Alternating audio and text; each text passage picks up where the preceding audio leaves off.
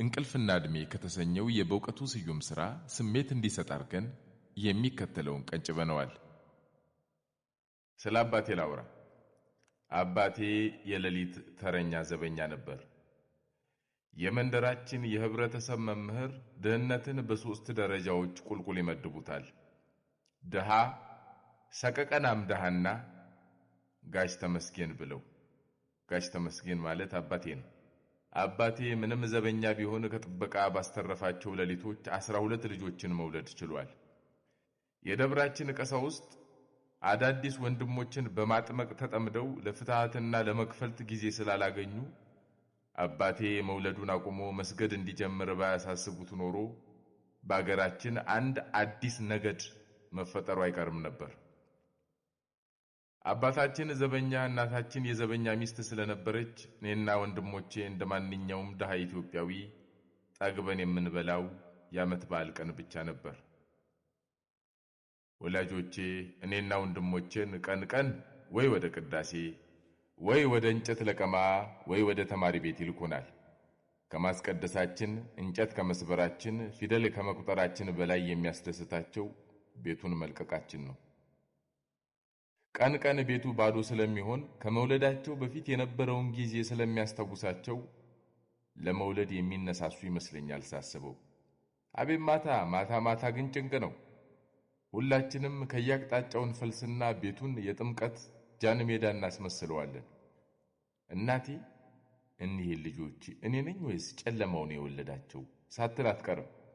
በአባቴ የሌሊት ዘበኝነት ሳትቀና የምትቀርም አይመስለኝም።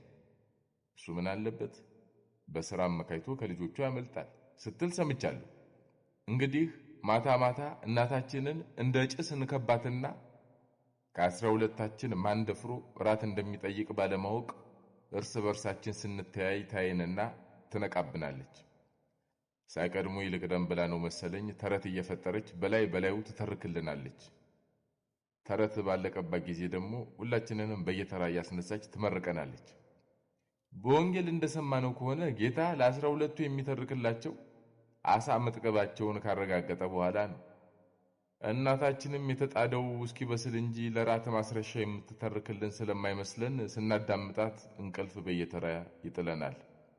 በማግስቱ ጧት ላይ ማታ የበላችሁትን ዕቃ ሳታነሱ ተኛችሁ አይደል ብላ ትቆጣናለች። ይሄኔ ራት በልተን ማደር አለማደራችን ልክ እንደምትነግረን ተረት እውነት ይሁን ውሸት መለየት ያቅተናል። አብዛኛውንም ልጅነቴን ያሳለፍኩት ቆሜ ነው ማለት ይቻላል። ምናልባትም ከአክሱም ሐውልት በቀር በመቆም የሚስተካከለኝ የለም። ማለዳ እነሳለሁ፣ ወደ ትምህርት ቤት ሄድና የባንዲራ መዝሙር እስኪያልቅ ቆማለሁ። የባንዲራ መዝሙሩን የጻፈው ሰውዬ በስንኝ ብዛት ተከፍሎታል መሰል አለቅጥ አስረዝሞታል።